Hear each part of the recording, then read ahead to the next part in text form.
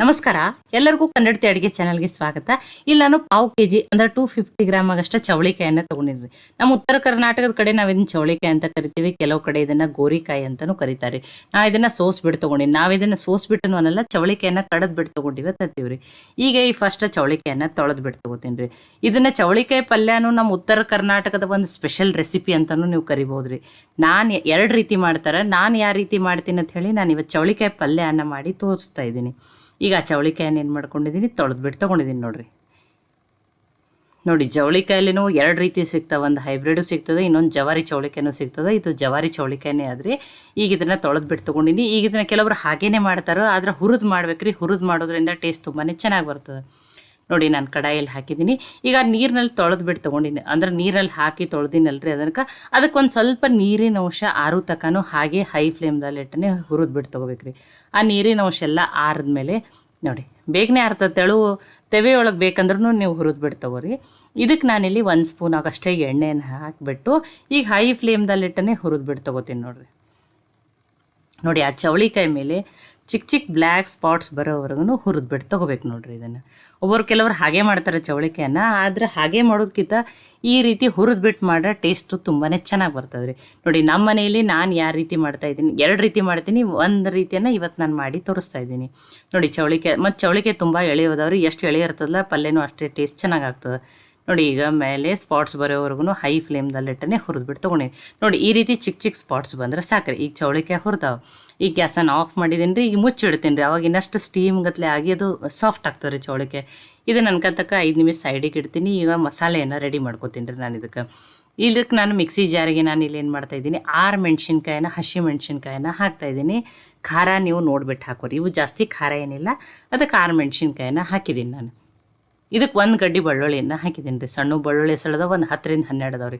ದೊಡ್ಡ ಬೆಳ್ಳುಳ್ಳಿ ಎಸಳಿದ್ರೆ ಒಂದು 5ರಿಂದ 6 ಎಸಳನ್ನಾದರೂ ಹಾಕೋರಿ. ಬೆಳ್ಳುಳ್ಳಿನ ಸ್ವಲ್ಪ ಜಾಸ್ತಿ ಇದ್ರೇ ಟೇಸ್ಟ್ ಚೆನ್ನಾಗಿರ್ತದೆ ರೀ. ಅರ್ಧ ಸ್ಪೂನ್ ಆಗಷ್ಟೇ ಜೀರಿಗೆನ ಹಾಕ್ತಾಯಿದ್ದೀನಿ ನೋಡಿ. ಇದಕ್ಕೆ ಏನು ಮಾಡ್ತಾಯಿದ್ದೀನಿ, ಸ್ವಲ್ಪ ಕೊತ್ತಂಬರಿ ಸೊಪ್ಪನ್ನು ಹಾಕ್ತಾಯಿದ್ದೀನಿ. ಈಗ ಇದನ್ನು ನೀರು ಹಾಕ್ದೇನೆ ತರಿಯಾಗಿನೇ ಗ್ರೈಂಡ್ ಮಾಡ್ಕೊಂಬರ್ಬೇಕು ರೀ. ಇಲ್ಲ ನಿಮ್ಮ ಕಡೆ ಕಲ್ಲಿತ್ತಂದ್ರೆ ಕಲ್ಲಿನಲ್ಲಿ ಕುಟ್ಟಿಬಿಟ್ಟು ಮಾಡಿರಿ, ಅದನ್ನು ಟೇಸ್ಟ್ ಚೆನ್ನಾಗಿ ಬರ್ತದೆ. ಆದರೆ ಈಗ ಯಾರಿಗೂ ಟೈಮ್ ಇರೋದಿಲ್ಲ, ಎಲ್ಲರಿಗೆ ಟೈಮ್ ಕಡಿಮೆ ಇರ್ತದೆ. ಮಿಕ್ಸಿಯಲ್ಲೇ ನೀವು ಏನು ಮಾಡಿರಿ, ಆನ್ ಆಫ್ ಮಾಡಿ ತರಿಯಾಗಿನೇ ಗ್ರೈಂಡ್ ಮಾಡ್ಕೊಂಬರ್ತೀನಿ ರೀ. ಈಗ ಇದನ್ನು ನೋಡಿ. ಈಗ ಇದು ಮಸಾಲೆ ಇದ್ರದ್ದು ಚವಳಿಕಾಯಿ ಪಲ್ಯದ್ದು ರೆಡಿ ಆಗ್ಯದ ರೀ.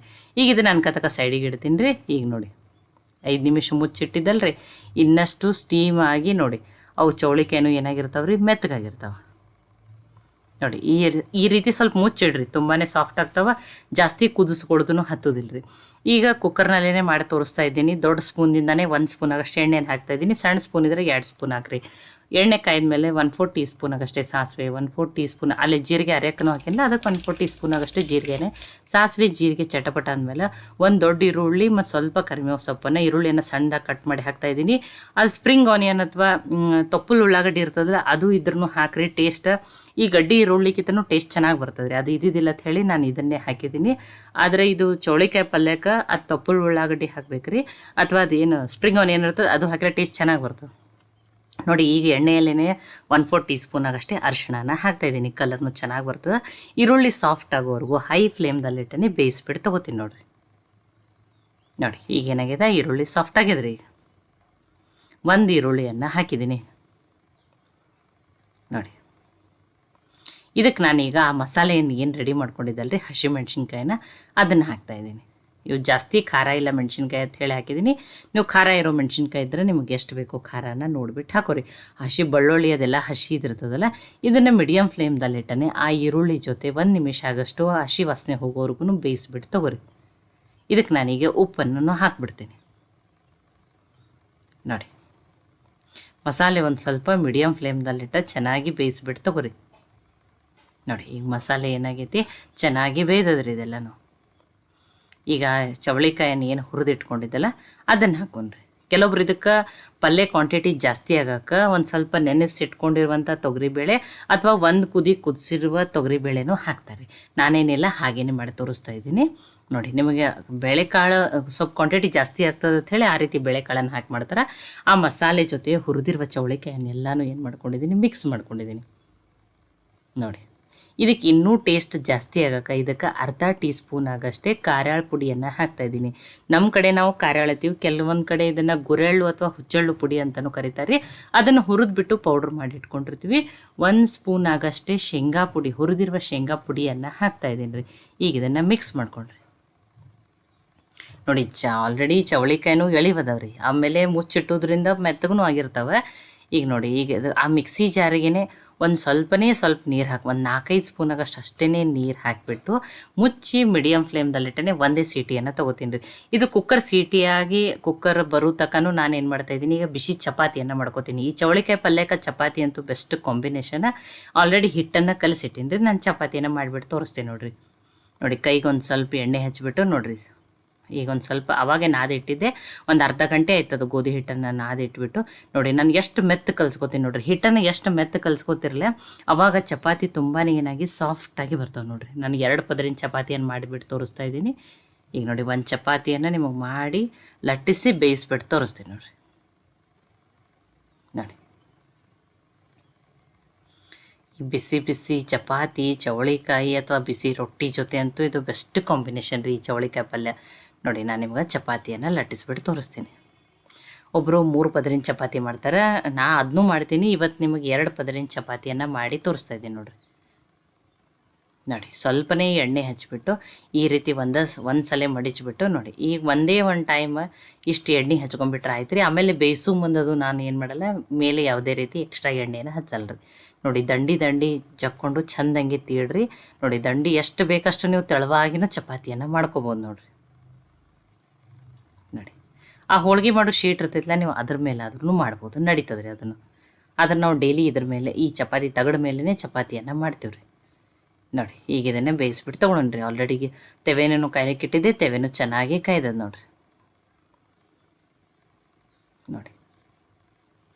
ನೋಡಿ ಗಟ್ಟಿ ಹಿಟ್ಟು ಕಲಿಸ್ಕೊಬಾರ್ದು ರೀ, ಅವಾಗಷ್ಟೇ ಬಿಸಿ ಇದ್ದಾಗ ಏನು ಅನ್ಸೋದಿಲ್ಲ. ನೀವು ಗಟ್ಟಿ ಹಿಟ್ಟು ಕಲಿಸಿ ಚಪಾತಿ ಮಾಡ್ರೆ ಆರದ ಮೇಲೆ ತುಂಬ ಬಿರುಸಾಗ್ತಾವೆ ರೀ ಚಪಾತಿ. ಆದಷ್ಟು ಹಿಟ್ಟನ್ನು ಮೆತ್ತ ಕಲಸಿಟ್ರೇ ಚಪಾತಿ ತುಂಬ ಸಾಫ್ಟ್ ಆಗ್ತಾವೆ. ಇಡೀ ದಿನ ಇಟ್ರೂ ನೋಡಿರಿ ಚಪಾತಿ ನೋಡಿರಿ ಎಷ್ಟು ಚಂದ ಉಬ್ಬೇದು ನೋಡಿರಿ. 2 ಪದರ ಇದು ಮತ್ತು 2 ಪದರ ಸಪ್ರೇಟ್ ಆಗ್ತೈತೆ, ಅಷ್ಟು ಚೆನ್ನಾಗಿಯೇ 2 ಪದರ ಸಪ್ರೇಟ್ ಆಗಿಯೇ ಬಿಡ್ತದೆ ನೋಡಿರಿ. ನೋಡಿ ಈಗ ಕುಕ್ಕರು ಬಂದಿರ್ತದೆ. ನಾನು ಇನ್ನೊಂದು ಚಪಾತಿಯನ್ನು ಲಟ್ಸ್ಕೊತೀನಿ. ವಿಡಿಯೋಸ್ ತುಂಬಾ ದೊಡ್ಡದಾಗ್ತದೆ ಅಂತ ತೋರಿಸಲ್ಲ, ಒಂದನ್ನೇ ಲಟ್ಟಿಸ್ಬಿಟ್ಟು ಬೇಯಿಸ್ಬಿಟ್ಟು ತೋರಿಸಿದ್ದೀನಿ ನಾನು ಅಷ್ಟೇ. 2 ಚಪಾತಿಯನ್ನು ಲಟ್ಸ್ಕೊಂಡಿದ್ದೀನಿ ನಾನು. ನೋಡಿ ಕುಕ್ಕರು ಬಂದದ ನೋಡಿರಿ. ನೋಡಿ ಎಷ್ಟು ಕಲರ್ಫುಲ್ಲಾಗಿ ಎಷ್ಟು ಟೇಸ್ಟಿಯಾಗಿ ಚೌಳಿಕಾಯಿ ಪಲ್ಯ ನೋಡಿರಿ, ಎಷ್ಟು ಮಸ್ತಾಗಿ ಬಂದದ ನೋಡಿರಿ. ಇನ್ನೊಂದು ರೀತಿ ಮಸಾಲೆ ಖಾರ ಹಾಕಿನೂ ಮಾಡ್ತೀವಿ, ಕೆಲವೊಂದು ಸರಿ ನಾವು ಈ ರೀತಿ ಹಸಿಮೆಣ್ಸಿನ್ಕಾಯಿ ಹಚ್ಚಿಬಿಟ್ಟು ಮಾಡ್ತೀವಿ ನೋಡಿರಿ. ನೋಡಿ ಎಷ್ಟು ಸಾಫ್ಟ್ ಆಗೈತೆ ನೋಡಿರಿ. ಮೀಡಿಯಮ್ ಫ್ಲೇಮ್ದಲ್ಲಿಟ್ಟು ಒಂದೇ ಸೀಟಿ ಹಾಕಿದ್ರೆ ಸಾಕ್ರಿ. ಆಲ್ರೆಡಿ ಚೌಳಿಕಾಯಿನೂ ಯಾಕಂದ್ರೆ ತುಂಬಾ ಎಳೆ ಅದಾವ. ಈಗ ಪ್ಲೇಟನ್ನು ರೆಡಿ ಮಾಡ್ಕೊಂಡು ನೋಡಿರಿ. ನೋಡಿ ಎಷ್ಟು ಸಾಫ್ಟಾಗಿ ಬಂದಾವ ನೋಡಿರಿ ಚಪಾತಿ. ಇಡೀ ದಿನ ಇಟ್ಟರೆ ಚಪಾತಿಗೆ ಅಷ್ಟೇ ಅಲ್ಲ, ಇದನ್ನು ನೀವು ಜೋಳದ ರೊಟ್ಟಿ ಜೊತೆನೂ ತಿನ್ಬೋದು, ಸಜ್ಜಿ ರೊಟ್ಟಿ ಜೊತೆ ಎಲ್ಲದ್ರ ಜೊತೆನೂ ಈವನ್ ದಪಾಟಿ ಜೊತೆನೂ ಚೌಳಿಕಾಯಿ ಪಲ್ಯನ ತಿಂತಾರೆ ಉತ್ತರ ಕರ್ನಾಟಕದ ಕಡೆ. ಈಗ ಈ ಚೌಳಿಕಾಯಿ ಪಲ್ಯನ ಹಚ್ಚೋಣ್ರಿ. ನೋಡಿ ಎಷ್ಟು ಕಲರ್ಫುಲ್ಲಾಗಿ ಎಷ್ಟು ಟೇಸ್ಟಿಯಾಗಿ ಬಂದದ ನೋಡಿರಿ ಚೌಳಿಕಾಯಿ ಪಲ್ಯ. ಅಥವಾ ನೀವು ಯಾವ ರೀತಿ ಚೌಳಿಕಾಯಿ ಅಥವಾ ಗೋರೆಕಾಯಿ ಪಲ್ಯನ ಮಾಡ್ತೀರತ್ ಹೇಳಿನೋ ನನಗೆ ಕಮೆಂಟ್ ಮಾಡಿಬಿಟ್ಟು ತಿಳಿಸ್ರಿ. ನೋಡಿ ಬಿಸಿ ಬಿಸಿ ಚಪಾತಿ ನೋಡಿರಿ, ಬಿಸಿ ರೊಟ್ಟಿ ಬಿಸಿ ಚಪಾತಿ ಇತ್ತಂದ್ರೆ ಈ ರೀತಿ ಬಿಸಿ ಬಿಸಿ ರೊಟ್ಟಿ ಚಪಾತಿ ಚೌಳಿಕಾಯಿ ತಿನ್ನಿರಿ. ಇಲ್ಲ ಚಪಾತಿ ರೊಟ್ಟಿ ಆರಿತ್ತು ಅಂದ್ರೆ ನೀವೇನು ಮಾಡಿರಿ, ಈ ಚೌಳಿಕಾಯಿ ಪಲ್ಯ ಜೊತೆ ಮೊಸರನ್ನು ಹಾಕಿಬಿಟ್ಟು ತಿನ್ನಿರಿ, ಟೇಸ್ಟ್ ಚೆನ್ನಾಗಿ ಬರ್ತದೆ. ಈವನ್ ನೀವು ಈ ಚೌಳಿಕಾಯಿ ಪಲ್ಯ ಅನ್ನ ಮೊಸರನ್ನು ಕಲ್ಸ್ಕೊಂಡ್ಬಿಟ್ಟು ತಿಂದ್ರೂ ಟೇಸ್ಟ್ ತುಂಬಾ ಚೆನ್ನಾಗಿರ್ತದೆ ರೀ. ನೋಡಿ ಎಷ್ಟು ಸಾಫ್ಟ್. ನೋಡಿ ನಾನು ನಿಮಗೆ ಪದರನ್ನು ನೋಡಿರಿ ಯಾವ ರೀತಿ ನೋಡಿ, 2 ಪದರ ಸಪ್ರೇಟೇ ಆಗಿರ್ತದೆ ನೋಡಿ. ಮತ್ತು ಚಪಾತಿ ನೋಡಿರಿ ಎಷ್ಟು ತೆಳುವಾಗ್ಯಾವ ಚಪಾತಿ ನೋಡಿ. ಈಗಂತೂ ಬಿಸಿ ಬಿಸಿ ನಮ್ಮ ಮಧ್ಯಾಹ್ನ ಊಟಕ್ಕೆ ತಾಟ್ ರೆಡಿ ಆಗಿದ್ರಿ. ಬಿಸಿ ಬಿಸಿ ಚಪಾತಿ ಚೌಳಿಕಾಯಿ ಪಲ್ಯ ರೆಡಿ ಆಗಿದ್ರಿ. ಈ ಚೌಳಿಕಾಯಿ ಪಲ್ಯ ಮತ್ತು ಚಪಾತಿ ಮಾಡೋ ನನ್ನ ವಿಧಾನ ನಿಮಗೆ ಇಷ್ಟ ಆಗಿತ್ತಂದ್ರೆ ಲೈಕ್ ಮಾಡಿ, ಶೇರ್ ಮಾಡಿ, ಕಮೆಂಟ್ ಮಾಡಿರಿ. ಖಂಡಿತನೂ ಟ್ರೈ ಮಾಡಿ ನನಗೆ ಹೆಂಗೆ ಬಂದಿತ್ತ ತಿಳಿಸ್ರಿ. ಮತ್ತು ಒಳ್ಳೆ ಹೊಸ ರೆಸಿಪಿಗಳಿಗಾಗಿ ಕನ್ನಡತಿ ಅಡುಗೆ ಚಾನಲನ್ನು ಸಬ್ಸ್ಕ್ರೈಬ್ ಮಾಡಿ, ಬೆಲ್ ಐಕಾನ್ ಪ್ರೆಸ್ ಮಾಡಿರಿ. ಈ ವಿಡಿಯೋವನ್ನು ಹೈಪ್ ಮಾಡಿರಿ. ಕನ್ನಡತಿ ಅಡುಗೆ ಚಾನಲನ್ನು ಸಪೋರ್ಟ್ ಮಾಡಿರಿ. ಮತ್ತೊಮ್ಮೆ ಎಲ್ಲರಿಗೂ ಧನ್ಯವಾದಗಳು.